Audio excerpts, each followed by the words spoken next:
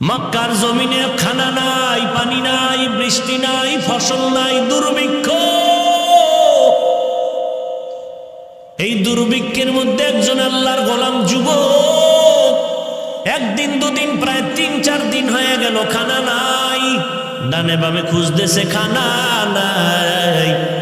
হজের মৌসুম চলতেছে, বান্দা হজও করতেছে, কিন্তু খানার উপবাস, মক্কায় দুর্ভিক্ষ। একদিন বান্দা হোটেল নিজের বাসার থেকে বাইতুল্লাহর পথে যখন যাচ্ছে, বাইতুল্লাহর কাবার আর চতুর্পার্শ্বে তখন এত খোলামেলা ছিল না, এত সুন্দর সাজানো ছিল না। আল্লাহর গোলাম যুবক রাস্তায় চলতে গিয়া বাইতুল্লাহর কিনারায় দেখে একটা রেশমি কাপড়ের মধ্যে কি যেন পড়ে আছে, পটলা পড়ে আছে রেশমি কাপড়ের। আল্লাহর বান্দা যুবক রেশমি কাপড়ের পটলাটা দেইখা, রেশমি কাপড় বড় দামি। আল্লাহ কোরআনে বলেন, কিয়ামতের ময়দানে জান্নাতি মেহমানদের আল্লাহ রেশমি কাপড় দিয়া সাজায় দিবে। আল্লাহর বান্দা রেশমি কাপড়টা দেখিয়াও ধরে না, কার না কোন জিনিস ধরিয়া আবার বিপাকে পড়ে যায়। কিছু দূর রেখে আবার বান্দা চলে গেলেন। হঠাৎ মনের ভিতরে একটা খেয়াল আসলো। কি খেয়াল? যদি আমি এই রেশমি কাপড়ের অংশটা ফেলে যাই, ভেতরে কোনো মূল্যবান জিনিস থাকতে পারে, কোনো চোর ডাকাত যদি পায় আমানতের খেয়ানত করবে, এটা তো মারাত্মক অবস্থা হবে। আমি আল্লাহর বান্দা মনের নিয়তটা খাঁটি কইরা যদি আমি আমানতের সাথে যেই লোকটা হারায় গেল, যার জিনিসটা হারিয়ে গেছে, তার হাতে পৌঁছাইয়া দিতে পারি, আমি আল্লাহর কাছে অনেক অনেক আমি বরকত পাবো, অনেক পুরস্কার পাবো। এই ভাবনা নিয়া যুবক 3 দিনের না খাওয়া ক্ষুধার যাতনায় বান্দা অনেক কষ্ট করিয়া পেছন দিকে আইসা রেশমি কাপড়ের অংশটা হাতের মধ্যে নিয়ে ডাইরেক্ট বাসায় চলে গেল। রেশমি কাপড়ের অংশটা খুলিয়া ভেতরে তাকায় দেখে সুন্দর একটা স্বর্ণের হার। এমন সুন্দর হার, ওই হারের মধ্যে আবার পেঁচায়া পেঁচায়া 300 মুক্তার দানা দিয়া এক সুন্দর পেঁচানো, সুন্দরভাবে সাজানো। আল্লাহর বান্দা স্বর্ণের হার পেয়ে বড় খুশি, আবার অন্তরে ভয়, না জানি আবার আমার হাতের থেকে এটা খেয়ানত হয়ে যায়। আল্লাহ তুমি যথাযথ পৌঁছায় দেওয়ার রাস্তা খুলে দাও।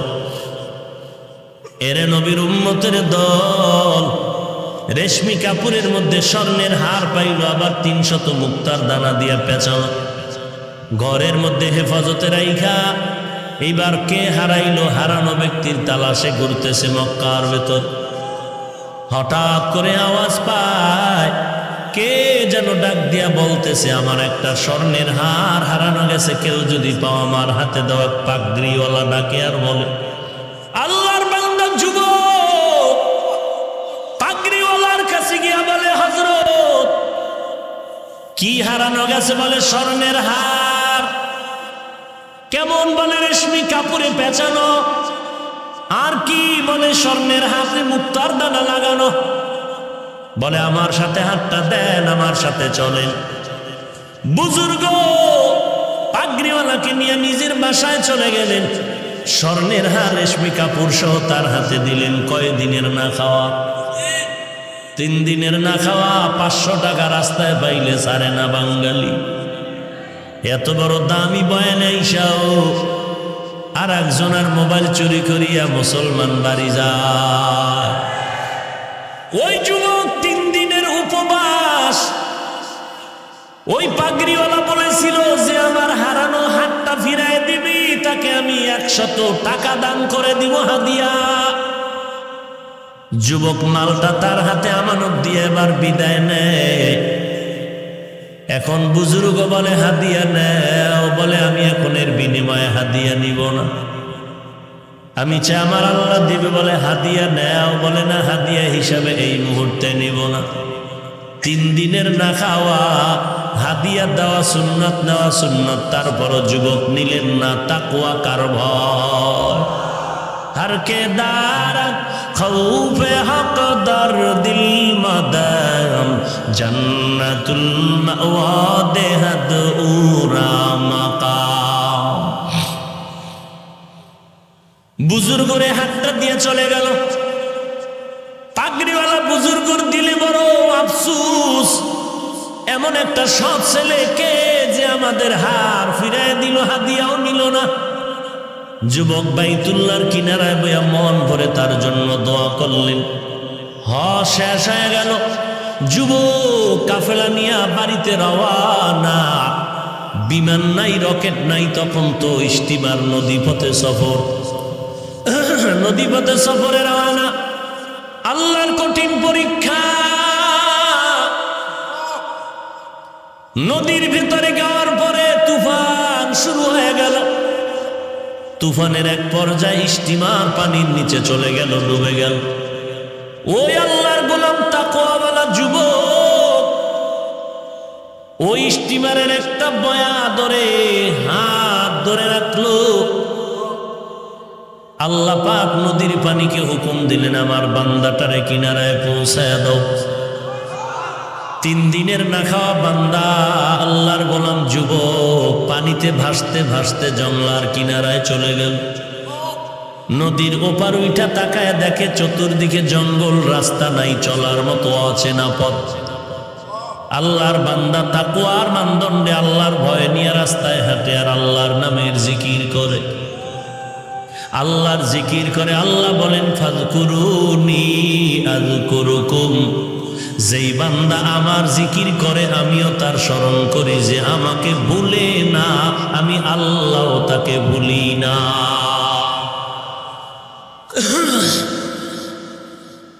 আল্লাহর বান্দা জংলার কিনারায় হাঁটতেছে হাঁটতেছে, রাস্তা নাই। কিছু দূর গিয়া দেখে জংলার মাঝখান দিয়ে একটা সরু পথ। যুবক আল্লাহর গোলাম ওই পথ দিয়ে হাঁটতেছে, দেখি কোথায় যাইতে পারে, অচেনা পথে চলতেছে। হেঁটে হেঁটে ভিতরে গিয়া তাকায় দেখে আল্লাহর ঘর, একটা মসজিদ দেখা যায়। আল্লাহর বান্দা মসজিদে ঢুকলেন।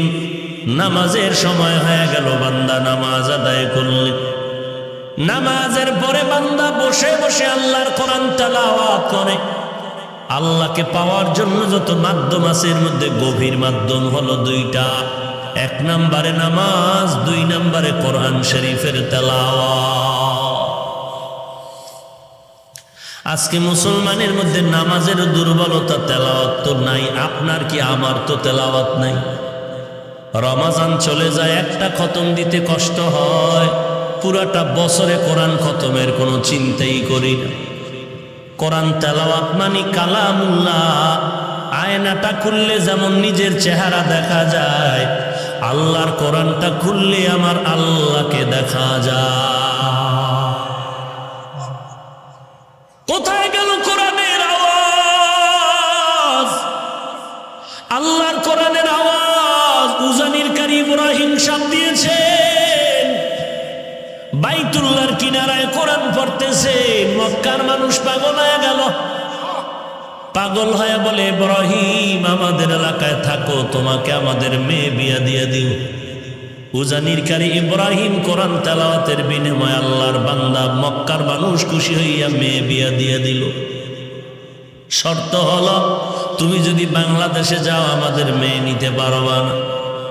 রশিদ আহমদ গাঙ্গুহি চিঠি লিখলেন, ইব্রাহিম যা বাংলায় গিয়া কালেমার খেদমত করো।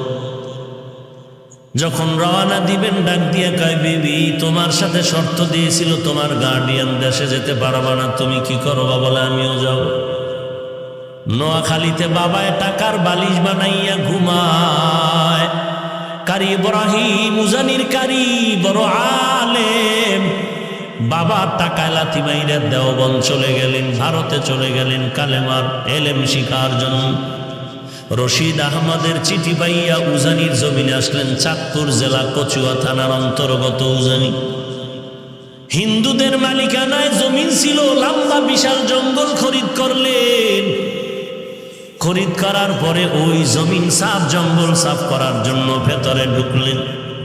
ঢুকিয়া দেখে একটা গম্বুজের নিচে বসে একটা বাঘ তার বাচ্চারে দুগ্ধ পান করায়। ওই গম্বুজটা এখনো আছে। যারা উজানি গেছেন, যারা যান নাই, উজানির মসজিদ বিশাল বড় মসজিদের দক্ষিণ আর পশ্চিম কর্নারে ওই গম্বুজটা এখনো আছে। যেই গম্বুজের নিচে বাঘ তার বাচ্চাটারে দুধ পান করাইতেছিল, উজানির কারি সাহেব ডাক দিয়া কয়, বাঘ বনি আদম এখানে থাকার জন্য আসছে, তুমি তোমার অন্য জায়গায় চলে যাও। কারি ইব্রাহিম কথা বলতে দেরি হয়, বাঘ তার বাচ্চা কাঁধে নিয়ে দৌড় দিতে আর দেরি করে না। আউলিয়ারা কারে অকবা এখতিয়ার, জাহেলারা কারে দুনিয়া এখতিয়ার। এ হলো আল্লাহওয়ালা, এরা হলো আল্লাহর খাঁটি গোলাম। কেমন গোলাম? উজানির কারি সাহেব চরমনে আসছেন, সৈয়দ ইসহাক রহমাতুল্লাহ আলাইহির আমন্ত্রণে আসলেন, খানা টানা খাওয়াইলেন। কারি ইব্রাহিম ডাক দিয়ে কইল, ইসহাক বাবা কি দিয়ে খানা খেয়ে খাওয়াইলি? বলে গোশত, বিরিয়ানি, কোরমা। কারি ইব্রাহিম বলে আস্তাগফিরুল্লাহ, এত ভালো খানা আমাকে তুই কেন দিলি? আমার নফস তো খুশি হয়ে গেল, এত ভালো খানা তো আমি নফসেরে দেই না। হুজুর আপনি খাইলেন টের পান নাই? বলে এটা বুঝার কায়দা নাই। ওরে আল্লাহওয়ালারা দেখতেছো, ওদিকে তাকায় আছে, মনে হয় যেন কি দেখতেছে। আশরাফ আলী থানভী রহমাতুল্লাহ আলাই মুসল্লিদের নিয়ে, ভক্তদের নিয়ে রাস্তা দিয়ে হাঁটতেছেন। হঠাৎ করে রাস্তার কিনারায় দেখে সুন্দরী মেয়েরা কলস ভরে ভরে পানি নেয়, পাত্রে পানি নেয়। হঠাৎ একটা নজর দিলেন আশরাফ আলী থানভী, এক নজরে তাকাই আছেন, মনে হয় যেন মেয়েদের দিকে কি খারাপ দৃষ্টিতে তাকাইছেন। ভক্তরা কিছু বলে না, বেয়াদবি হয়ে যাবে। খানে কায়েমদা দিয়ে যাওয়ার পরে হযরতের কাছে প্রশ্ন করলেন, হযরত আপনি মেয়েদের দিকে তাকাইলেন কেন, একটু জানতে মনে হয় জানতে চাই। আশরাফ আলী থানভী হাকিমুল উম্মত বলে, যাও তোমরা ওই এলাকা একটা ঘুরে দিয়ে খবর নিয়ে আসো। তারপরে বলি, খবর নিয়ে দেখে ওই বাড়ির মধ্যে কান্নার আওয়াজ, ওই মেয়েটা এখন আর জমিনে জিন্দা না। আশরাফ আলী থানভী কয়, রে ভাই আমি নজর করে দেখলাম ওর উপরে কেমন যেন পরকালের বাহিনীর, পরকালে আজরাইলের আক্রমণ, আজরাইলের আনাগোনা আমার অনুভব হইল। এই জন্য আমি দেখলাম যে হায়াত তো বেশিক্ষণ নাই। এটা বান্দার তবেই ব্যাপার না, এর নাম হলো কারামত। এটা আল্লাহওয়ালাদেরকে আল্লাহ দান করেন তাকওয়া যদি থাকে। এই জন্য ইয়া আইয়ুহাল্লাযীনা আমানু ইন তাত্তাকুল্লাহ ইয়াজআল লাকুম ফুরকানা, যারা আল্লাহর মহব্বতে তাকওয়া নিয়ে চলবে, আল্লাহ বলেন আমি তাদের একটা স্পেশাল পাওয়ার দেই। ওই পাওয়ারের নাম হলো ফুরকান। ফুরকানের অর্থ কি? হুয়া নূরুম মিন ইলাহি, আল্লাহর পক্ষ থেকে একটা নূর। এটা আল্লাহ আল্লাহওয়ালাদের দান করেন যারা তাকওয়ার উপরে চলে। ওই নূর দ্বারা বান্দা কি করবে? মা ফুররিকা বিহি বাইনাল হাক্কি ওয়াল বাতিল, ওই নূরের আলো দিয়ে আল্লাহর ওলি হক আর বাতিল নির্ণয় করে হকের পথে আগায় যাবে। এটা আল্লাহওয়ালা যারা তারা পেয়ে যায়। ওরে বান্দা, এটা তো আল্লাহ আশরাফ আলী থানভীকে দান করেছিলেন, এটা তো কারি ইব্রাহিমরা পেয়েছে, এটা চরমনাইয়ের সৈয়দ ইসহাক, সৈয়দ ফজলুল করিম পেয়েছে। মেয়েটা রাজি হয়ে গেল, একজন কোরআনওয়ালা খতিব ইমাম আমার স্বামী হয়ে যাবে। বিয়ার তারিখ হয়ে গেল, বিবাহ হলো আজকে বাসর রাত। খতিব সাহেব আজকে বাসর ঘরে যাবেন। আগের খতিবের মেয়ে তার স্ত্রী হতে চলছে। রাতের বেলা বাসর ঘরে যখন যায়, আল্লাহর বান্দা যুবক সালাম দিয়া মসজিদের থেকে বিদায় নিয়ে ওই বাসর ঘরে ঢুকলো। ঢুকার পরে একটা সালাম দিল। সালামের পরে মেয়েটা তাকায় দেখতেছে, আমার চেহারার দিকে তাকায় না। কেমন একজন খতিব আমি পাইলাম যে আমার কানের স্বর্ণের অলংকারের দিকে বারবার তাকায়, আমার গলার হার আর চেইনের দিকে তাকায়, আমার আঙ্গুলের স্বর্ণের আংটির দিকে তাকায়। আহারে আমি এত ভালো মনে করছিলাম, সে তো মনে হয় লুভি লুভি, স্বর্ণের দিকে তাকায় কেন? স্বর্ণের দিকে কেন তাকায়, এত লোভী কেন? মোটামুটি যুবক কথাটা আজ করতে পেরে ডাক দিয়া কয়, বিবি আমার, তুমি আমার নতুন স্ত্রী হয়েছো, মনের মধ্যে খারাপ কোনো ধারণা নিবা না। আমি তোমার চেহারা না দেখিয়া আমি স্বর্ণের দিকে তাকায়া দেখি, কারণ আমি মাওলা পাকের কুদরত দেখতেছি। আল্লাহর বান্দি বলে, কিসের কুদরত তুমি দেখো? বলে, তোমার স্বর্ণের আংটি, স্বর্ণের কানের অলংকার আর গলার মধ্যে যা দেখতেছি, মনে হয় যেন মক্কার জমিনে আমি একদিন স্বর্ণের হার পেয়েছিলাম রেশমি কাপড়ে পেঁচানো, ওই হারটা তোমার গলার মধ্যে যেন দেখা যায়।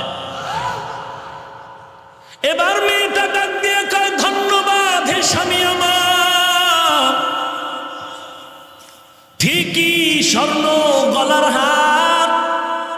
আমার আব্বা জান হজে গিয়েছিলেন আমাকে নিয়ে, ওখানে গিয়ে আমার এই হার হারিয়ে গেল, রেশমি কাপড়ে পেঁচানো। আমার বাবা বড় ধনী,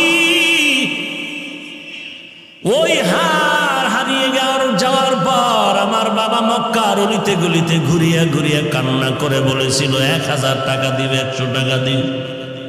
আল্লাহর একটা বান্দা যুবক হাতটা পাইয়া আমার বাবারে দিয়েছে, বাবার থেকে হাদিয়াও নেয় নাই।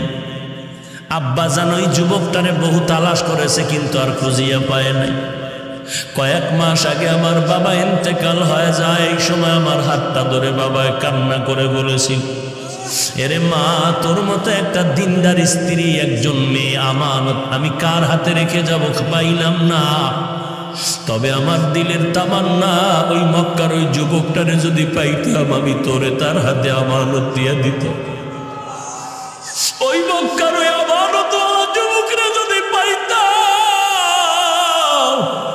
তোর মতো বান্দিটারে আমি তার হাতে তুলে দিয়ে যাইতাম। আমি ওই যুবকের পাইলাম না, যে আমার হাতটা পাই আমার হাতে দিয়েছে, হাদিয়াও নেই নাই। আমার বাবা আমার হাতটা ধরিয়ে কান্না করে দোয়া করিয়া মরিয়ে গেছে। আমি ওই দিন থেকে মাওলার দরবারে সিজদায় পড়ে কান্না করেছি, রে মালিক, আমার বাবার মনের আশাটা পুরাইয়া দাও, ওই যুবকের মিলাইয়া দাও, ওই আমানতওয়ালা যুবকের চাই। আজ মনে হয় যেন আমার দোয়া বাবার আশা কবুল হয়েছে। তোমার হারানো হার দিয়ে তুমি হাদিয়া নাও নাই, তুমি বলেছিলে আমার মাওলা আমারে হাদিয়া দিবেন। আজকে আমার মাওলা তোমার উপরে খুশি, শুধু আজকে হার তোমাকে দেয় নাই, বরং হারওয়ালা বান্দিকেও তোমাকে হাদিয়া দিয়েছে। या इलाही तू मेरा माबूद है, या इलाही तू मेरा माशूक है, या इलाही मुझसे मुझको दूर कर, ताकि देखो मुझ में तुझको एक नजर। एरे আমার পর্দার আড়ালের মা ও বোনেরা, মাওলার দরবারে চোখের পানি ছেড়ে কাঁদো। বাড়িওয়ালা টাকাওয়ালা দেখে পাগল হইও না রে বোন। টাকা পাইবা, বাড়ি পাইবা, যদি শান্তি না পাও জীবন তার কোনো দাম নাই। এরে আল্লাহর বান্দিরা আমার মাওলার কাছে বলো, মালিক, দুনিয়াতে তুমি আমার এমন একটা স্বামী দিও, অন্তত কোরআনওয়ালা যেন থাকে, দিনদার হয়, চরিত্রটা যেন ভালো হয়। ও ভোলা এলাকার যুবক ভাই, আল্লাহর দরবারে চোখের পানি ছেড়ে কান্না করো, আল্লাহর কাছে মাপ চাও, আর বলো, আল্লাহ, এমন একটা মেয়ে তুমি আমার স্ত্রী বানায় দিও, কিছু পাই আর না পাই, অন্তত যেন কোরআনওয়ালা পাই। কারণ যেই মহিলা কোরআনওয়ালা হবে, তার সন্তানও জমিনের আদর্শওয়ালা হবে। গাছ ভালো হলে ফল ভালো হবে। এরে যুবক, আল্লাহর গোলাম, আল্লাহর দরবারে তওবা করে কান্না করো। জীবনে কোনো মেয়ের চরিত্রে আঘাত করবি না। যদি করো তোর কপালটা পুড়ে যাবে, তোর জিন্দেগি ধ্বংস হয়ে যাবে। জীবনে নেশাগ্রস্ত হইও না, নেশার পেছনে পড়িও না রে বাবা। আজকে একটা যুবক আল্লাহর বান্দা, আপনাদের ভোলা এলাকার দামি সবাই নাম বললে চিনবে, সাংবাদিকতা করতো আল্লাহর বান্দা।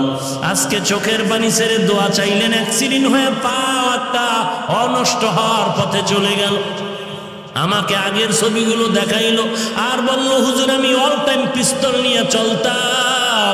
বলার মধ্যে আমার সামনে একটা চোখ তুলে কথা বলার কেউ ছিল না, কিন্তু আপনার বয়ান শোনার পর আমি এমনভাবে মজবুত হয়ে গেছি। আমি প্রতিদিন নামাজ পড়ি, রাতের বেলায় অসুস্থ অবস্থায় নামাজ ছাড়ি না। এরে নবীর উম্মতের দল, এরে যুবক আল্লাহর গোলাম, আজকে এত বয়ান আল্লাহওয়ালার চলে আর বড় কেন নামাজ পড়ো না রে যুবক? আজকে আমি টুপি ফালাই না, শীতের মধ্যেও নামাজ বাদ দেই না, কারণ তুমি বলো টুপি মাথায় দিলে গরম হয়, মাথা তোমার থেকে কম বুঝি না। দাড়িটা রাখলে যৌবনের ভাব চলে যায়, তোমার থেকে কম বুঝি না। এরপরও কেন টুপি ফালাই না, দাড়ি ফালাই না, নামাজ ছাড়ি না? একমাত্র কারণ আল্লাহর কোরআন সত্য, নবীর কথা সত্য। গুনাহগার হয়ে কবরে গেলে কবরের আযাব সত্য হয়ে যাবে। জমিন থেকে 9,30,00,000 মাইল উপরে সূর্য রাতের বেলা নাই, এত ঠান্ডার মধ্যে এত গরম লাগে, এত ঘাম। আল্লাহর নবী বলেন, দুনিয়ার ঘরে আগুন লাগলে যেমন পানি ছাড়া ঠান্ডা করা যায় না, এই দুনিয়ার গরম থেকে জাহান্নামের আগুনের গরম আরো কঠিন। পরে আল্লাহর নবী বলেন, গুনাহগারেরা যদি গুনাহ নিয়ে কবরে যাও, ওই কবরের মধ্যে দুই পার্শ্বের মাটির চাপ, একটা নয় দুইটা নয় 70 থেকে 99টা সাপের কামড়। এরে নবীর উম্মত সাহাবায়ে কেরাম শুধু কবরের চিন্তায় কান্না, খানা নাই, ঘুম নাই। এরে যুবক আল্লাহর গোলাম, হাতের মধ্যে একটা বেতের বাড়ি দিলে সহ্য করা যায় না, গুনাহ নিয়ে কবরে গেলে মাটির চাপ কেমনে সহ্য করবা? আল্লাহর দরবারে তওবা করো হে মালিক। এই ময়দানে ডানে বামে তাকায় দেখো, তোমার মতো কত যুবক দাড়িওয়ালা 5 ওয়াক্ত নামাজি, তুমি কেন পারবা না? তোমার মতো যুবক ব্যবসা করে নামাজ ছাড়ে না, তুমি কেন পারবা না? তোমার মতো যুবক ড্রাইভারি করে নামাজ ছাড়ে না, তুমি কেন পারবা না? আল্লাহর কাছে তওবা করো, চোখের পানি ছেড়ে কান্না করো, আল্লাহ গুনাহ নিয়ে কবরে যাব না, তোমার দরবারে আমি তওবার দরজায় ফিরে আসলাম, তুমি আমাকে মাফ করে দাও। জীবনে আর নামাজ ছাড়বো না, জাহান্নামের আগুন সহ্য করতে পারবো না। আজকে থেকে ধোকায় পরে যত গুনাহ করছি তওবা কর, দরজায় ফিরে আসলাম। আর জীবনে গুনাহ করবো না, নামাজ ছাড়বো না, মা বাবাকে কষ্ট দিব না, আলেম ওলামাদের বিরোধিতা করবো না, আর কোনোদিন দেশের বিরুদ্ধে, জাতির বিরুদ্ধে ষড়যন্ত্র করবো না, আর কোনোদিন নবীর সুন্নতের বাহিরে চলবো না। জীবনে টুপি আর ছাড়বা না, নামাজ ছাড়বা না। ওরে আমি টুপিদারির কারণে তো আমাদের সম্মান কমে নাই। তুমিও বাজার করো, আমিও বাজার করি, তুমিও 3 বেলা খাও, আমিও 3 বেলা খাই, তুমিও বিয়া শাদী করেছো, আমিও করেছি। ওরে বাবা বলো, টুপিদারির কারণে তো আমরা নিচে পড়িয়া যাই নাই, বরং সর্বোচ্চ সম্মানে আল্লাহ রেখেছেন। তবে তওবা করো, আল্লাহর কাছে চোখের পানি ছেড়ে কান্না করো। কান্না যদি না থাকে আল্লাহকে বলো, আল্লাহ কান্নাওয়ালা চক্ষু দাও। এক ফোঁটা চোখের পানি যদি তোমার চোখ থেকে বের হয়ে যায়, মদিনার নবী বলেন, গাভীর ওলান থেকে দুধ বের করে ভেতরে যেমন ঢুকানো সম্ভব না, কান্নাওয়ালা বান্দাকে জাহান্নামে দেওয়া সম্ভব না। এখানে আপনারা বসছেন বয়ানে, ঘর পর্যন্ত যাওয়ার গ্যারান্টি কারো হাতের মধ্যে নাই। অতএব তওবা করো, আল্লাহ আর গুনাহ করব না, নামাজ ছাড়বো না রে মালিক। আজকে থেকে খাঁটি মনে তওবা করে নিলাম, গলায় ছুরি আসলে মরে যাব, আর কোনোদিন গুনাহের পথে যাব না, আর কোনোদিন অসামাজিক কাজ করব না, আর কোনোদিন নেশাগ্রস্তের লাইনে চলবো না। তওবা করার যদি খাঁটি নিয়ত থাকে, অন্তরে যদি কোনো ভেজাল না থাকে, মুনাফিকি না থাকে, খাঁটি তওবার নিয়তে 2টো হাত আমার আল্লাহকে দেখায় দাও। আয় আল্লাহ, সবার হাত আপনি কবুল করে নেন, আমাদের তওবা কবুল করে নেন। আয় আল্লাহ, তওবার উপরে মজবুত হয়ে চলার তৌফিক দান করেন, ঈমান ও আমল মজবুত করে দেন, নবীজির সুন্নতের উপরে চলার তৌফিক দান করেন। আয় আল্লাহ, সুন্নতের আমলওয়ালা জিন্দেগি দান করেন, গুনাহের প্রতি ঘৃণা জমায়ে দেন, বেশি বেশি নেক আমলের আগ্রহ বাড়ায় দেন। আমিন। আলহামদুলিল্লাহিল্লাযী জাআলা আশ-শামসা ওয়াল কমারা বিহুসবান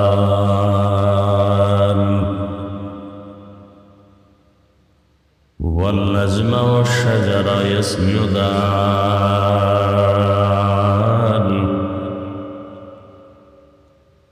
وفضل زمانا على زمان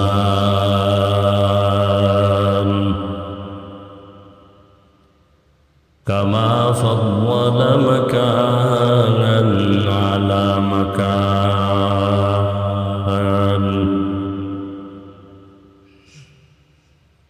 وإنسانا على إنسان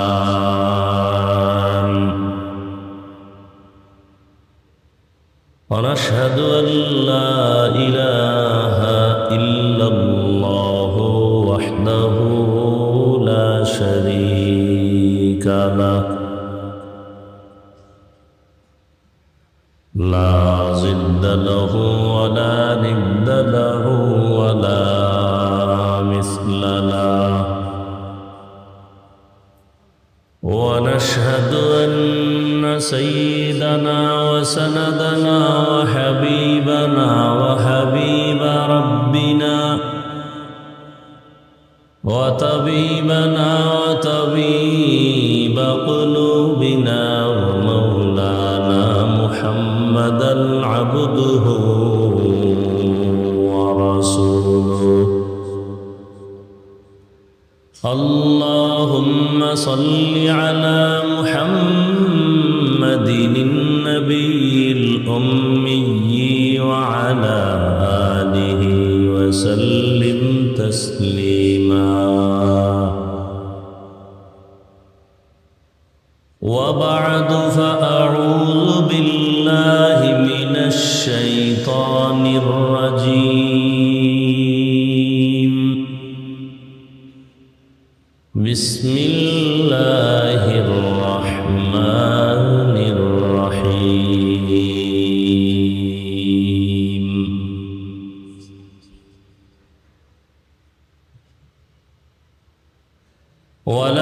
ولنبلونكم بشيء من الخوف والجوع ونقص من الأموال والأنفس والثمرات وبشر الصابرين.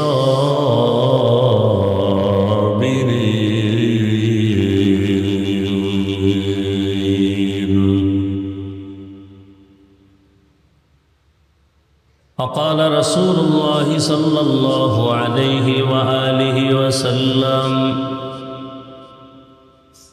من يرد الله به خيرا يصب منه.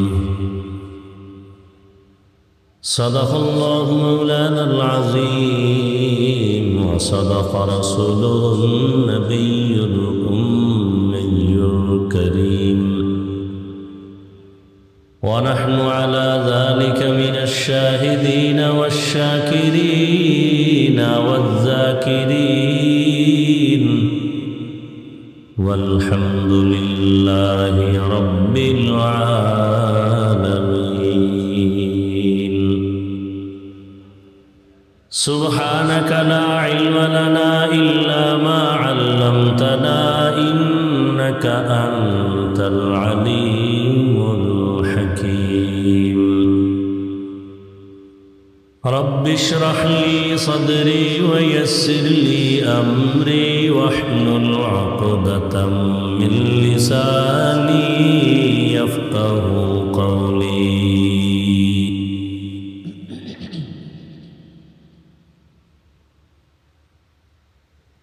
حقیقت کھل جائے گی بوقت امتحان تیرے.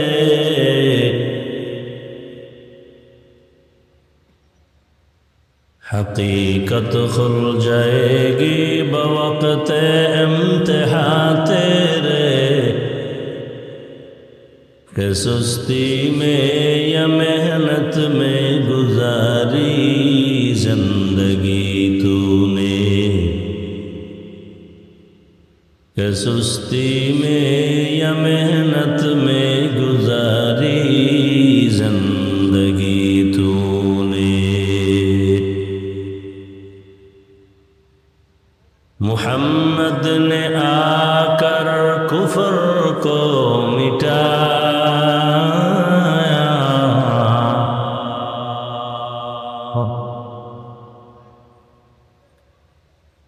محمد نے آ کر کفر کو مٹایا، کفر کو مٹا کر صداقت بتایا، کفر کو مٹا کر صداقت بتایا۔ ইসলামী নবজাগরণ সংগঠন বাংলাদেশের উদ্যোগে আয়োজিত বার্ষিক ইসলামী মহাসম্মেলন বুখারী খতম মসজিদ মাদ্রাসা কমপ্লেক্স উদ্বোধন উপলক্ষে আজকের এই আয়োজন 19 এপ্রিল 2025। মহতি এ মাহফিলে উপস্থিত মোহতারাম সম্মানিত সভাপতি আল্লামা ইলিয়াস সাহেব দামাত বারাকাতুহুম,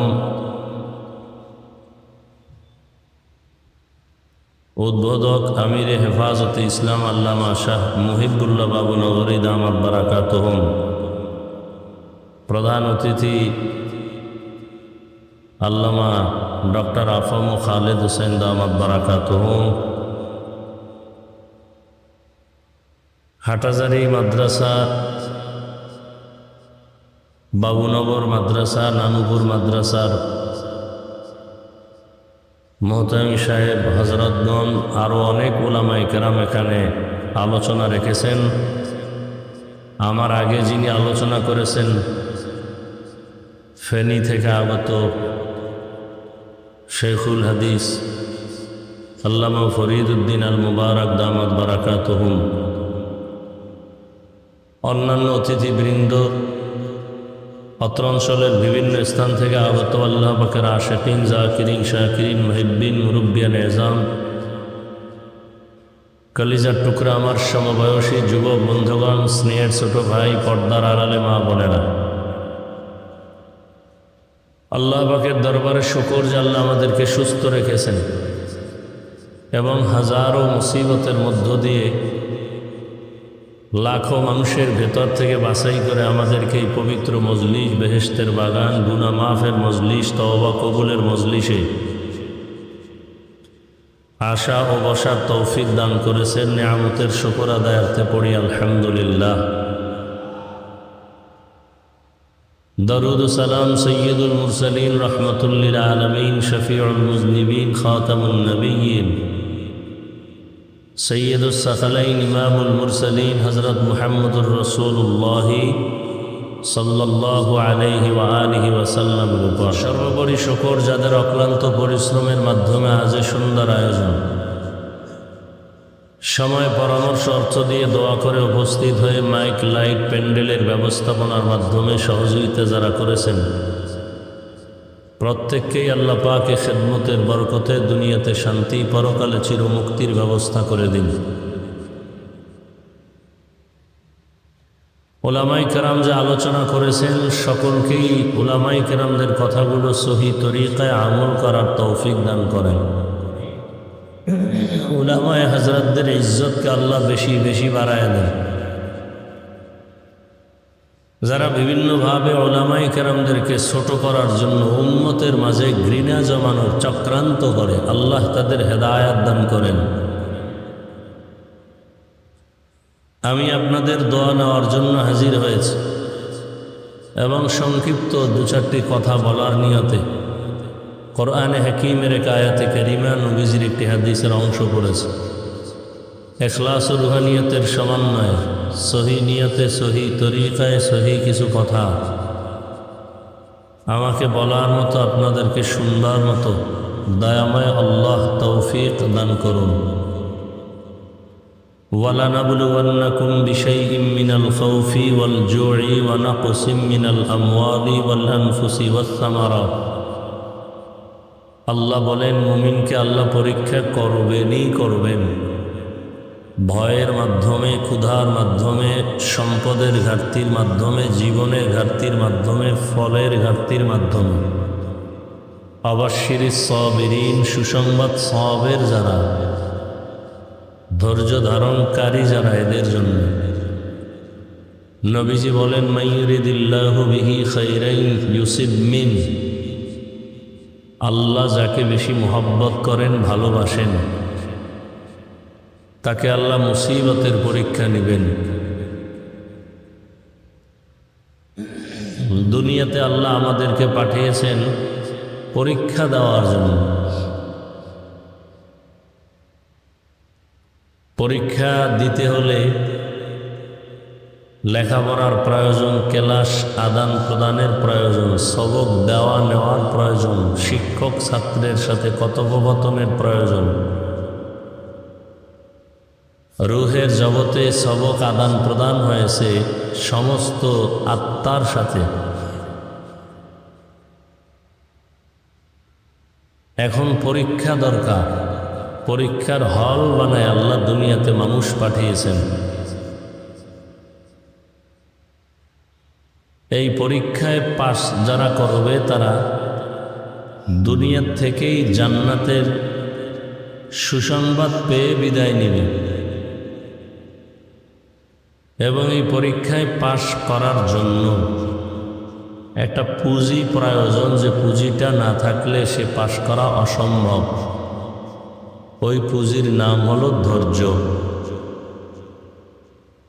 এই ধৈর্য আবার 3 প্রকার। ইবাদতের বেলায় ধৈর্য, গুনাহের ক্ষেত্রে ধৈর্য, মুসিবতের ক্ষেত্রে ধৈর্য। ধৈর্য এমন একটা সম্পদ যেটা অর্জন করতে পারলে আল্লাহ তাকে বড় বড় 2টো পুরস্কার দিবেন। এক পুরস্কার দুনিয়াতে পাবে, আর একটা আখেরাতে পাবে। দুনিয়ার পুরস্কার, আল্লাহ তার বন্ধু হয়ে থাকবেন। ইন্নাল্লাহা মা'আস সাবিরিন। পরকালের পুরস্কার, আল্লাহ তাকে বিনা হিসাবে জান্নাত দান করবেন। ইন্নামা ইউওয়াফাস সাবিরুনা আজরাহুম বিগাইরি হিসাব। সাবিরিন যারা, এরা বেগাইরে হিসাব জান্নাতে যাবে। সেই জান্নাতুল আখেরা। আখেরাতের ফসল কামাই করতে হবে দুনিয়াতে বসে।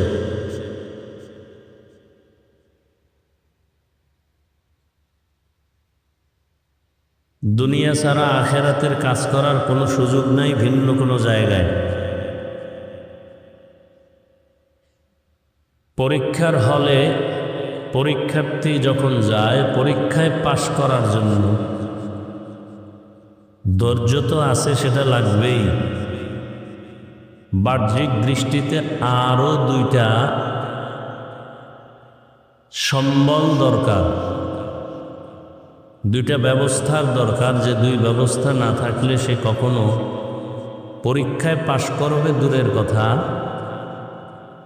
পরীক্ষায় গিয়ে লিখতেই পারবে না। এক ব্যবস্থার নাম রিজালুল্লাহ, আর এক ব্যবস্থার নাম কিতাবুল্লাহ। দুনিয়ার লাইনে যারা পরীক্ষা দেয়, এদের গাইডও লাগে, গাইড বুঝায় দেওয়ার জন্য। আবার কোচিং মাস্টার, প্রাইভেট মাস্টারও নেন। দুনিয়ার পরীক্ষার হলে আল্লাহ মানুষকে পাঠাইয়া এই 2টা ব্যবস্থা করছেন। কিতাবও দিছেন, ব্যক্তিও দিছেন।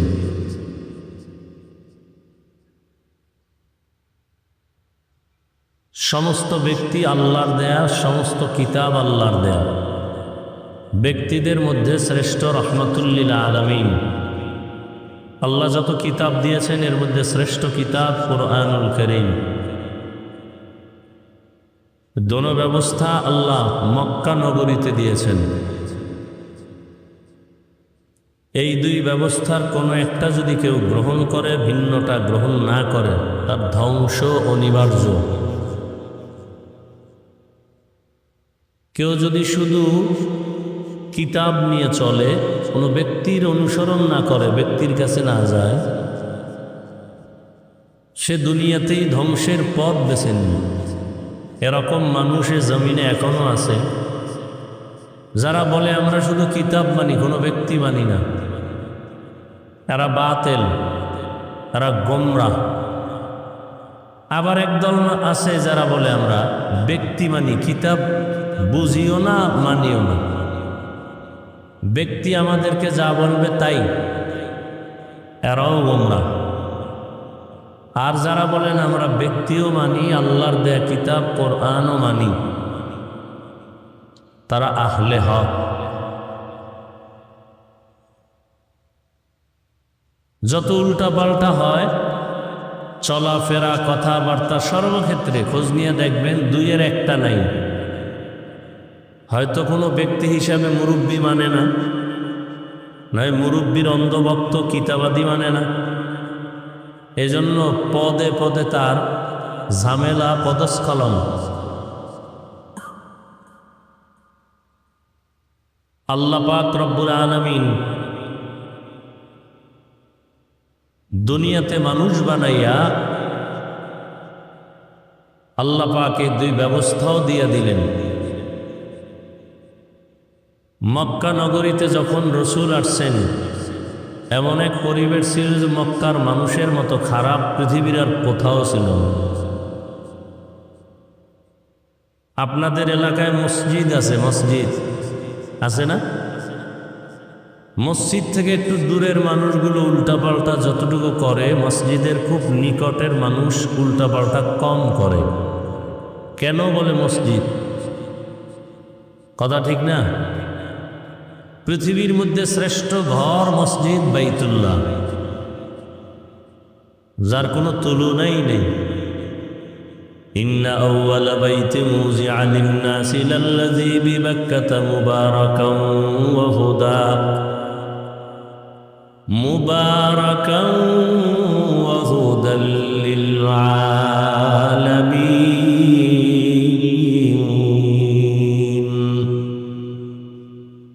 বাইতুল্লাহ এমন দামি একটা ঘর, যে ঘর দেখলেই সওয়াব, শুধু তাকায় থাকবে সওয়াব। বাইতুল্লাহর দিকে যদি কোনো জিয়ারত করনেওয়ালা প্রথম নজর দেওয়া মাত্র অন্তর ভরে যে দোয়া করবে, রহমতের নবী বলেন বাইতুল্লাহ এমন একটা ঘর, প্রথম নজর দিয়া তাকায়া যে কোনো দোয়া করবে সাথে সাথে আল্লাহ কবুল করে ফেলবেন। বাইতুল্লাহর দিকে যতক্ষণ তাকায়া থাকবে কিচ্ছু বলবে না, শুধু তাকায়া থাকবে যতক্ষণ ততক্ষণ শুধু সওয়াব আর সওয়াব। বাইতুল্লাহ এমন একটা দামি ঘর, যার আঙ্গিনার ভেতরে, যার সীমানার মধ্যে কোনো মুমিন যদি বলে আল্লাহ, একবার আল্লাহ বলার বিনিময়ে 1,00,000 বার আল্লাহ বলার সওয়াব পেয়ে যাবেন।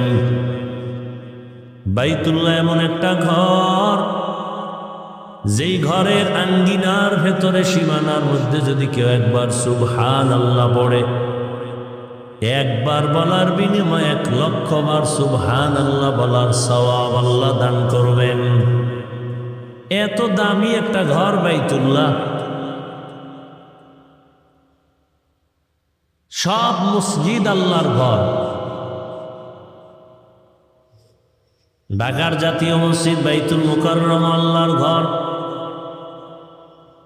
তবে বাইতুল্লাহ বড় দামি। অন্যান্য ঘরের তুলনায় বাইতুল্লাহ তুলনাহীন হেদায়েতের ঘর আল্লাহ বানাইছেন। তাহলে সেই বাইতুল্লাহ এমন দামি ঘর আল্লাহ বানাইয়া, যেই ঘরের দিকে তাকাইলেই সওয়াব, সেই ঘরের পার্শ্বের মানুষগুলো খারাপ হলেও একটু কম হবে, এর থেকে দূরের মানুষ আরো খারাপ হবে। কিন্তু বাইতুল্লাহর মানুষ এতটাই চরিত্রহীন যে সারা দুনিয়াতে এদের মতো খারাপ আর কোথাও ছিল না। কারণ কি? এর অনেক কারণ। এর মধ্যে একটা কারণ হলো এরা কোনো মুরব্বী এদের ছিল না, মুরব্বী হারা হয়ে চলতেছিল। ঈসা নবী চলে গেছেন, আমাদের নবী আসবেন, এর মাঝখানে কেউ নাই। এরা এক পর্যায়ে মুরব্বী যখন পায় না বা নেয় না, অটোমেটিক নফস তাদের মুরব্বী হয়ে গেছে। যারা বলে আমরা কোনো মুরব্বী মানি না, কোনো আল্লাহ ওয়ালা মানি না, অটোমেটিক তাদের নফস শয়তান মুরব্বী হয়ে তাদেরকে পরামর্শ দেয়, আর ওই নফসের ধোকায় পরে উল্টা পাল্টা করে। যখনই রহমতের নবী আসলেন, মক্কার মধ্যে পরিবর্তন শুরু হয়ে গেল। নবীকে দেখে সবার দিল নরম হয়ে গেল। দীর্ঘ 40 বছর পর্যন্ত নবী কারো কাছে নামাজের কথা বলেন না, রোজার কথা বলেন না, জিকিরের কথা বলেন না, তেলাওয়াতের কথা বলেন না, কোনো দাওয়াত নাই। শুধু নবী সবার সাথে মিলতেছেন, আলোচনা করতেছেন, ব্যবহার দিতেছেন। নবীর ব্যবহারে সব মানুষগুলো মুগ্ধ হয়ে যাচ্ছে, সবার মন আকৃষ্ট হয়ে যাইতেছে যে একটা নিরেট মানুষ। আর আল্লাহ রহমতের নবীর চেহারা মোবারকের মধ্যে রওব দান করেছিলেন, দেখলেই মায়া লাগত। এটা রসুলের বিশেষত্ব। তো নবীর প্রতি যখন আকৃষ্ট হলো মানুষের অন্তর, এইভাবে চলতে থাকলো 40 বছরের বেশি। এরপরে আল্লাহ কোরআন দিলেন, নবীজি দাওয়াত শুরু করলেন। সেই চরিত্রহীন মানুষগুলো নবীজির দাওয়াত আর আদর্শ গ্রহণ করার কারণে এতটা দামি হয়ে গেল, আল্লাহ পাক জিব্রাইল আমিনকে লিস্টি নিয়ে পাঠায় দিলেন, যাও রহমতের নবীকে লিস্টি দেখায়া দাও, যাদের নাম আছে এরা বিনা হিসাবে জান্নাতি।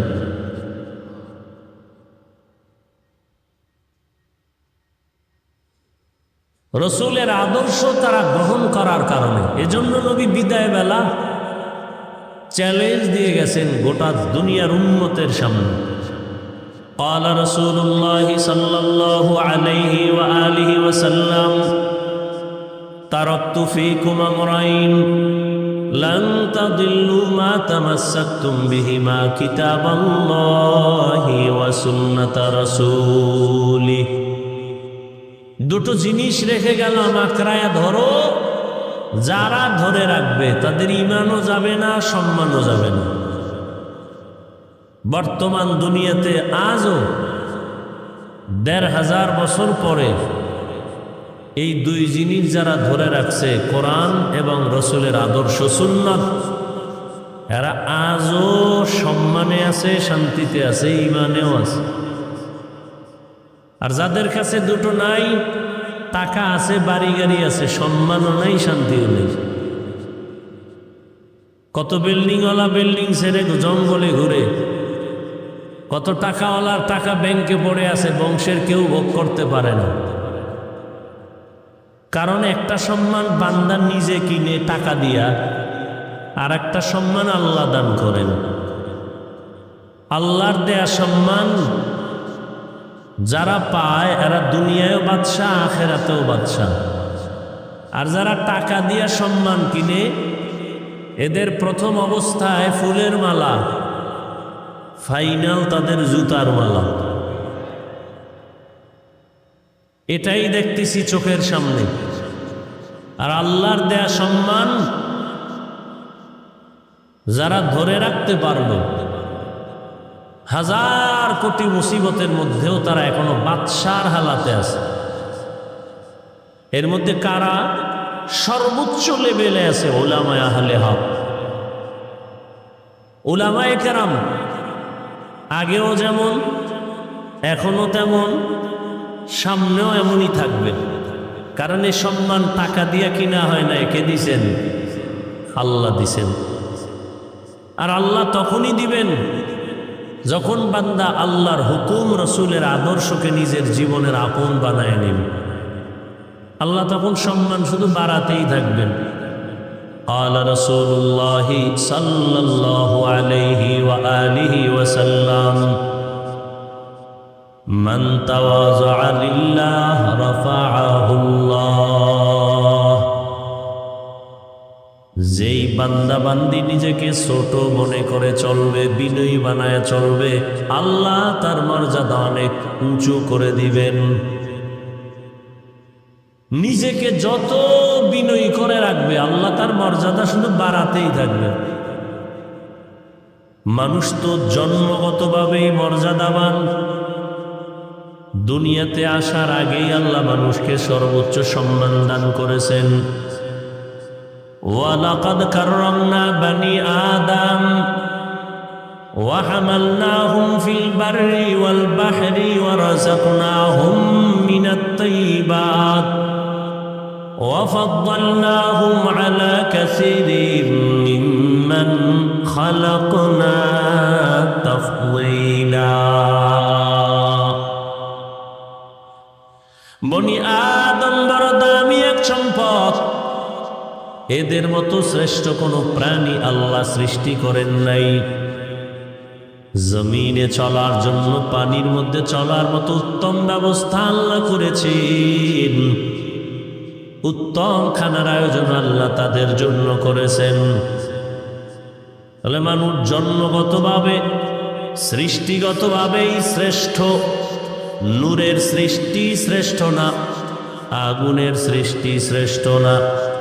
আল্লাহ পাকের স্থায়ী ঘোষণা, সিদ্ধান্ত, মাটির সৃষ্টি মানুষ হলো শ্রেষ্ঠ। আল্লাহ সিদ্ধান্ত দিয়া দিলেন নূরের সৃষ্টি শ্রেষ্ঠ না, আগুনের সৃষ্টি শ্রেষ্ঠ না, একমাত্র মানুষ হলো শ্রেষ্ঠ। ঘোষণাকার আল্লাহ। তাহলে মানুষ তো দুনিয়াতে আসার আগেই মর্যাদাবান। আল্লাহ আবার মর্যাদা বাড়াবেন বলে? হ্যাঁ। কেমন মর্যাদা? সম্মান। কোন ব্যক্তির সম্মান কতটুকু আছে, এটা মাপকাঠির জন্য অন্য মানুষের প্রয়োজন। একজন আলেমের সম্মান আছে, সবাই আমরা জানি। বুঝবো কেমনে এটার সম্মান আছে? কয় যে তাকে দেখলে সবাই সম্মান করে, সালাম দেয়, সম্মানের স্থান দেয়। এটার দ্বারা বুঝি এর অনেক মান, অনেক দাম।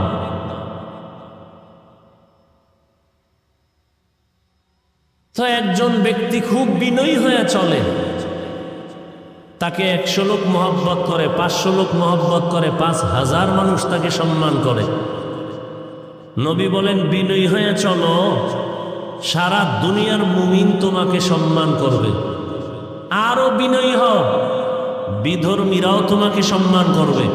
তুমি আরো বিনয়ী হও, শুধু মানুষ না, ভিন্ন প্রাণীরাও তোমাকে সম্মান করবে। যেমন রহমতের নবী রাস্তা দিয়া চলতেছেন, রাস্তার দুপার্শ্বের গাছ নত হয়ে রসুলকে সালাম জানায়। কেমন রহমতের নবী আমার! নবী রাস্তা দিয়া হাঁটেন, জঙ্গলের প্রাণী বারবার রহমতের নবীরে সালাম জানায়।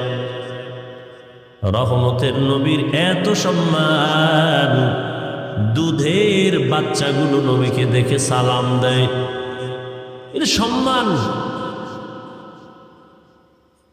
রহমতের নবীর পরে বর্তমান দুনিয়াতে বহু আল্লাহর প্রিয় গোলাম আছেন, আল্লাহর বড় মহব্বতের গোলাম। এমনও আছেন যাদের কথা বাঘে শুনে, যাদের কথা অন্য প্রাণীও শুনে। কারণ এটা সম্মান আমার আল্লাহ দান করেন। আর এই সম্মানটা বারে বিনয়ী হওয়ার কারণে, যত বিনয়ী হবে, নরম হয়ে চলবে, আল্লাহ তার মর্যাদা শুধু বাড়াতেই থাকবেন।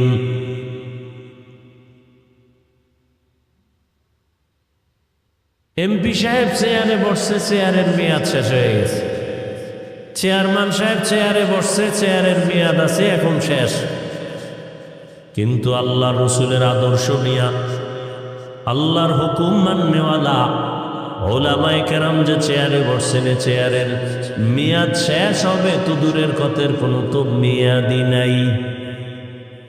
ওলামায়ে কেরামের চেয়ারের মেয়াদ আসেনি। একজন এমপি, ডিসি, এসপির থেকে এই চেয়ারের দাম অনেক বেশি, অনেক বেশি। এই সম্মান আল্লাহ দিছেন আল্লাহর দ্বীনের নিসবতের কারণে। এলমেরা জাজো করদান বেহিসাব, খলকেরা দাদান জওয়াবে বাসওয়াব, হক নদারত দোস্তে খলকা জারেরা, নিস্তে ই খসলত একি দিনদারেরা। আপনারা সবাই দামি মানুষ তো, বুঝাবারও কোনো এলেম নাই, ভাষা তো নাই, এরপরও যাও কিছু বলবো এর মধ্যে ভয়। যারা দেখতে নারী চলন বাঁকা, এই সমস্যায় আরো সমস্যা। বয়ান কি করব?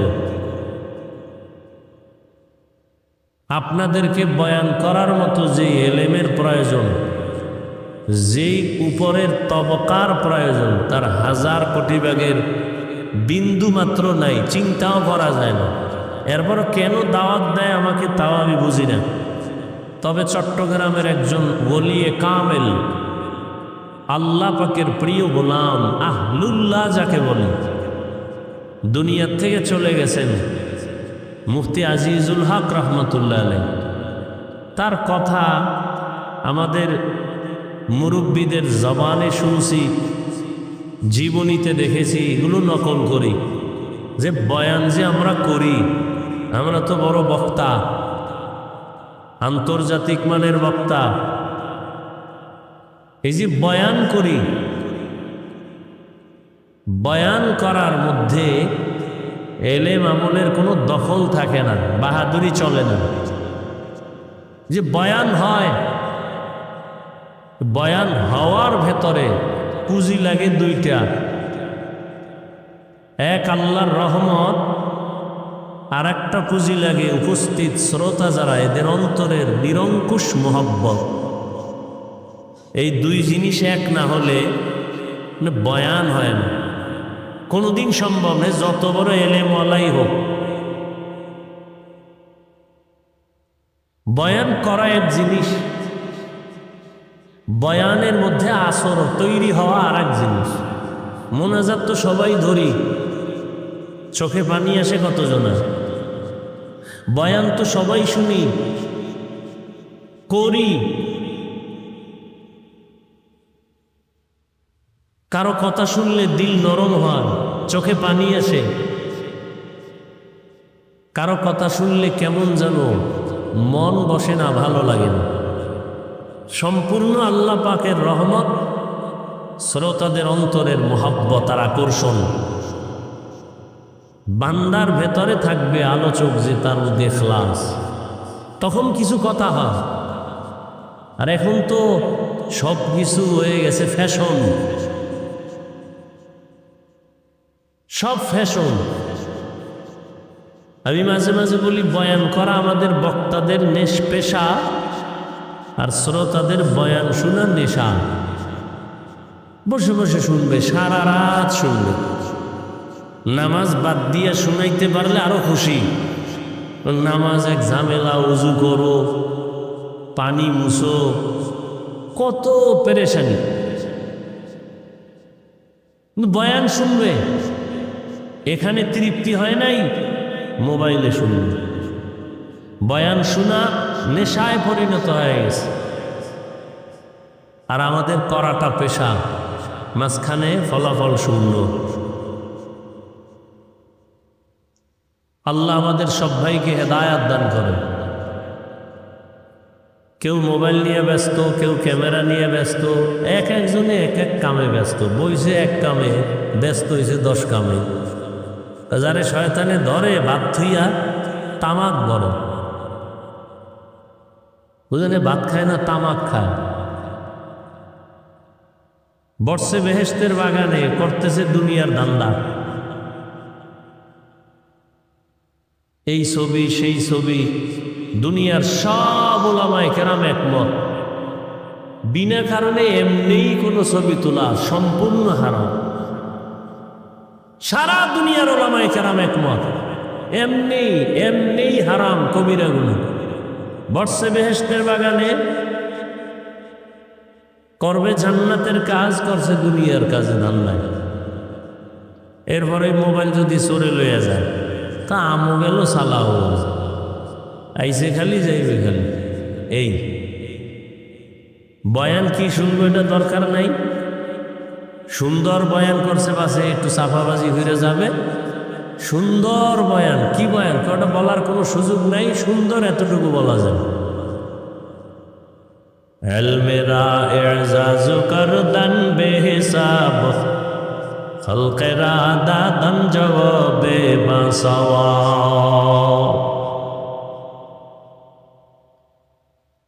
রহমতের নবী, যার কোনো গুনাহ নাই, কেউ সন্দেহ করলে তার ঈমান চলে যাবে। সেই রহমতের নবী কতটা বিনয়ী হয়ে চলেন। মক্কার চরিত্রহীন মানুষগুলো নবীর এত আশেক। কেমন বিনয়ী নবী আমার! 63 বছর হায়াতে কখনো রহমতের নবী কাউকে একটা গালি দেন নাই।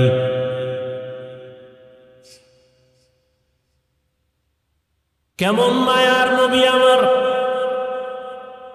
রহমতের নবীর জীবনে ভুলেও কোনোদিন একটা মিথ্যা কথা বলেন নাই, কাউকে একটা গালি দেন নাই। হাজারো গালি নবী শুনছেন, একটা গালির জবাবও দেন নাই। আরো আশ্চর্য কথা,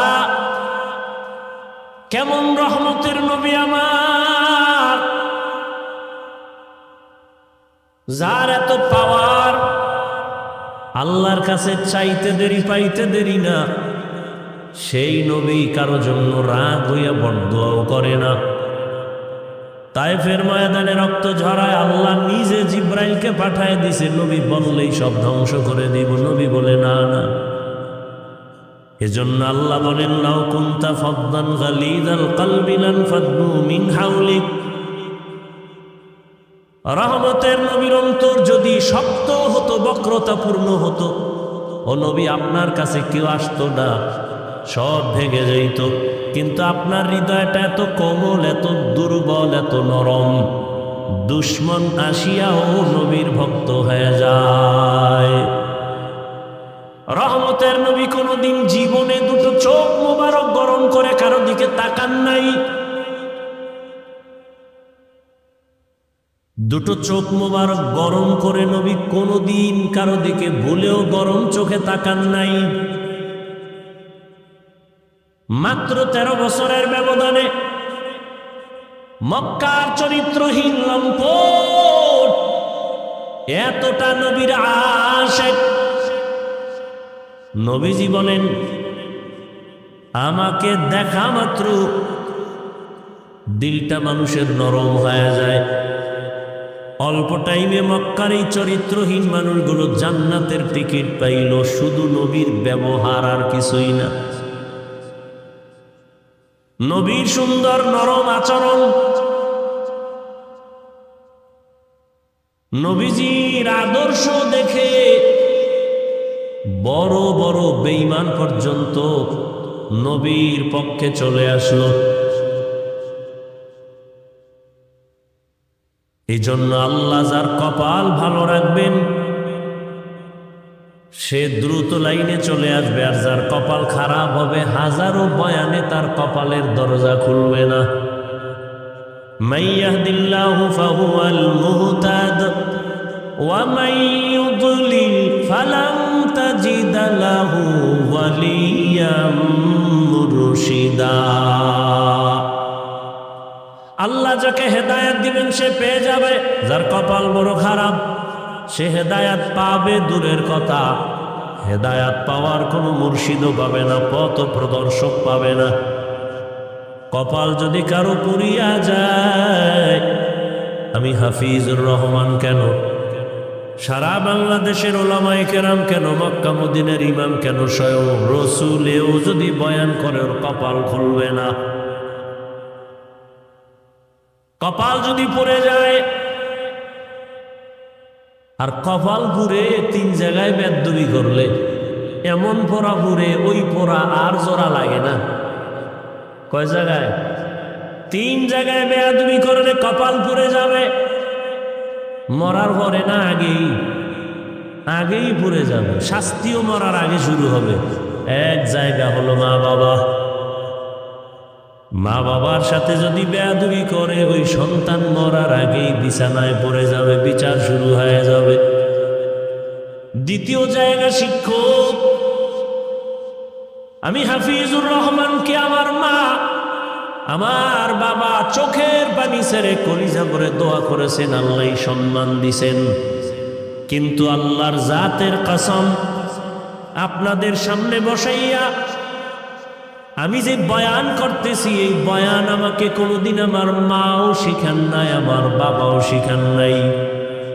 আমার হাতে ধরে ধরে নাম লেখা, দস্তখত দেয়া, বয়ান করা, কথা বলা শিখাইছেন আমার উস্তাদ।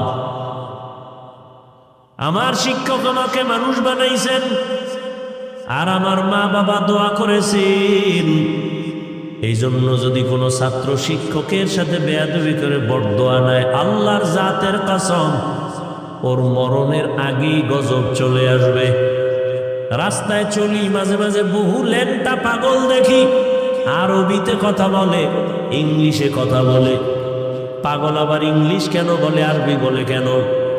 চিন্তা ভাবনা করে দেখলাম পাগল হইয়া ইংলিশ শিখে নাই, আরবি শিখে নাই, বড় স্কুল বা মাদ্রাসার ভালো ছাত্র ছিল, বেয়াদবি করে পাগল হয়ে গেছে। জমিনে কোনো মা বাবা সন্তানের জন্য বরদোয়া করে না। জমিনের মধ্যে কোনো শিক্ষক ছাত্রের জন্য বরদোয়া করে না। কিন্তু কষ্ট যখন আসে তখন একটা নিঃশ্বাস বের হয়, আহ, এই নিঃশ্বাসটা অভিশাপ, একটা নিঃশ্বাস। আসমান থেকে ফয়সালা চলে আসে। قال رسول الله صلى الله عليه وآله وسلم اثنان يعجلهما الله في الدنيا البغي وعقوق الوالدين। পয়গম্বর বলেন, 2টা অন্যায় আছে যদি করো, শাস্তিটা মরার আগেই হবে। প্রথম অন্যায়ের নাম জুলুম, দ্বিতীয় অপরাধের নাম মা বাবার সাথে বেয়াদবি। জুলুম আবার 3 প্রকার। আল্লাহর সাথে জুলুম, নিজের সাথে জুলুম, অন্যের সাথে জুলুম। আল্লাহর সাথে জুলুমের নাম শিরিক, ইন্নাশ শিরিকা লাযুলমুন আযীম। নিজের সাথে জুলুম আবার আলাদা আলাদা। আমি নিজে মানে শুধু ব্যক্তি একা না, কু আনফুসাকুম ওয়া আহলিকুম নারা। আল্লাহ আমাকে হাত দান করেছেন, এটার আলাদা ডিউটি আছে, বিনা কারণে আল্লাহ দেন নাই। 5টা আঙ্গুল দিছেন, এক একটা আঙ্গুলের মধ্যে আবার 4টা করে দাগ আছে, গিরা আছে। কি বলে এলাকায়? আঙ্গুলের এগুলির কি বলে? হ্যাঁ, গিরা। এরকম কয়টা আছে এক আঙ্গুলে? 5টায় কয়টা? 5 আঙ্গুলে কয়টা? 20টা করে এখানে গিরা লাগানো আছে, দাগ দেওয়া। এটাও আল্লাহ বিনা কারণে দেন নাই। বান্দা তুমি নামাজ পড়িয়া সালাম ফিরাইয়া 33 বার সুবহানাল্লাহর আমল করো, 33 বার আলহামদুলিল্লাহর তাসবিহ পড়ো, 34 বার আল্লাহু আকবারের তাসবিহ পড়ো। ডান হাতের আঙ্গুল গনে গনে গনে গনে হক আদায় করো। আল-ইয়াওমা নাখতিমু আলা আফওয়াহিহিম ওয়া তুকাল্লিমুনা আইদিহিম ওয়া তাশহাদু আরজুলুহুম বিমা কানু ইয়াকসিবুন। দস্তগো ইয়াদ منچونی دزدی دا آم لب گوید منچونی بوسی دا آم چشم گوید چی دا آم غم زهرام گوش گوید چی دا آم سمر الکلام হাতটা আল্লাহ যেই কাজের জন্য দিছে ওই কাজে হাতকে ব্যবহার না করা হাতের জুলুম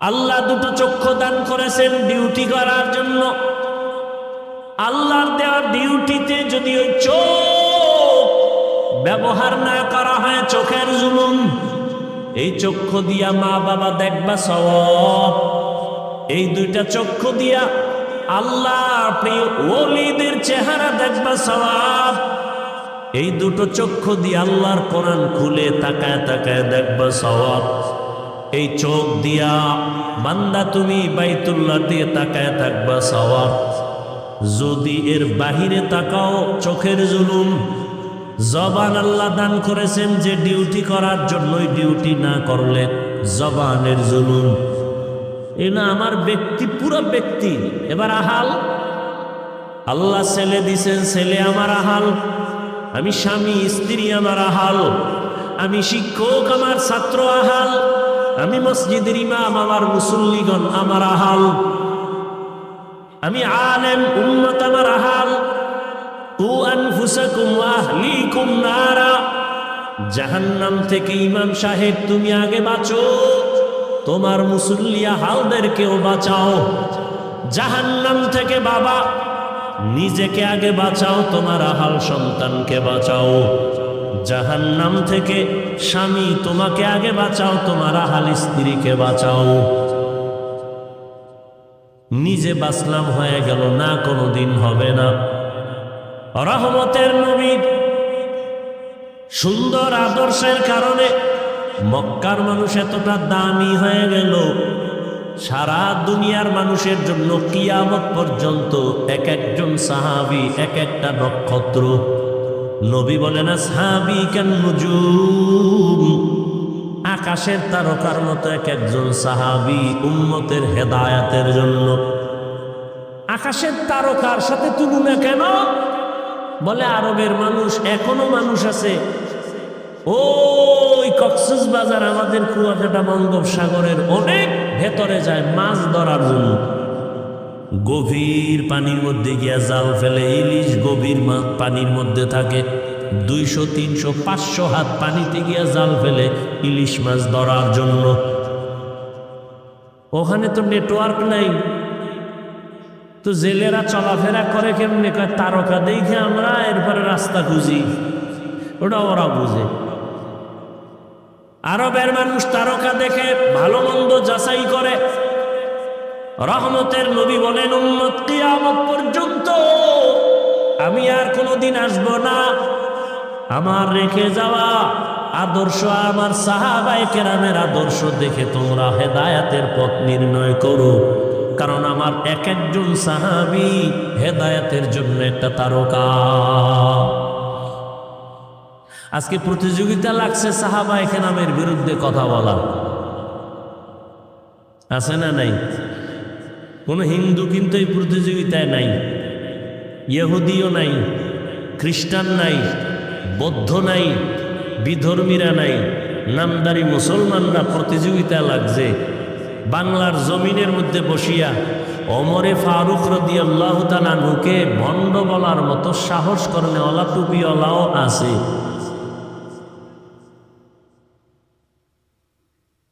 সাহাবায়ে কেরামের বিরুদ্ধে ইশারা ইঙ্গিতে যারা বলবে লিখবে এরা ভণ্ড এদের যারা ভণ্ড বলবে না তারাও ভণ্ড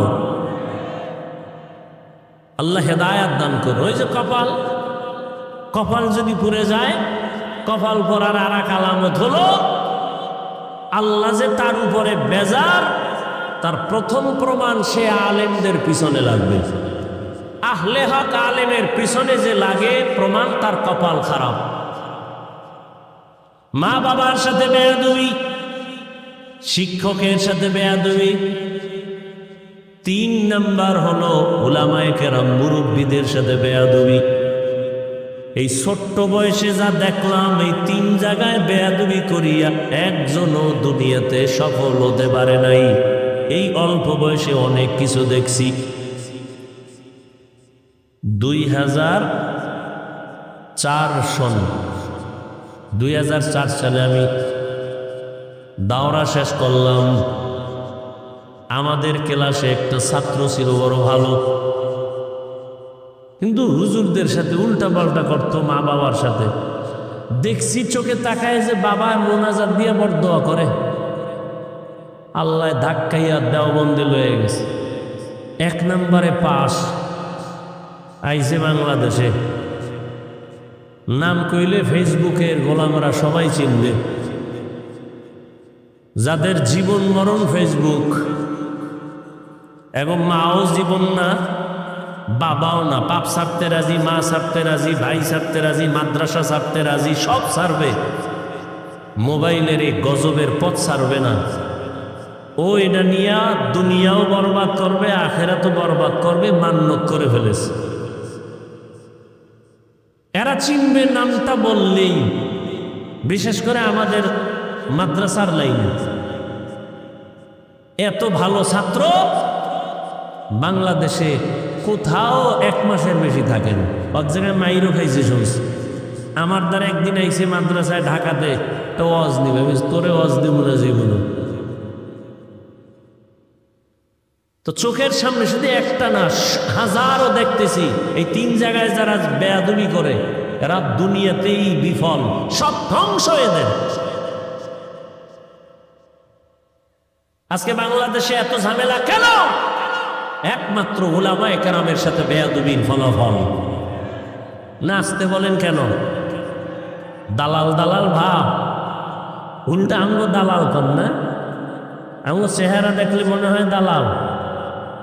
উলামায়ে কেরাম যদি কোনো সুদখোরের কাছে যায়, বুঝতে হবে তার রং ঠিক রেখে যদি যায়, তাহলে সুদখোরের রং লাগায় নাই।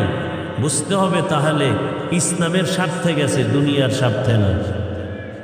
যদি সুদখোরের কাছে যাইয়া তার রঙে রঙিন হয়ে যায়, হুজুর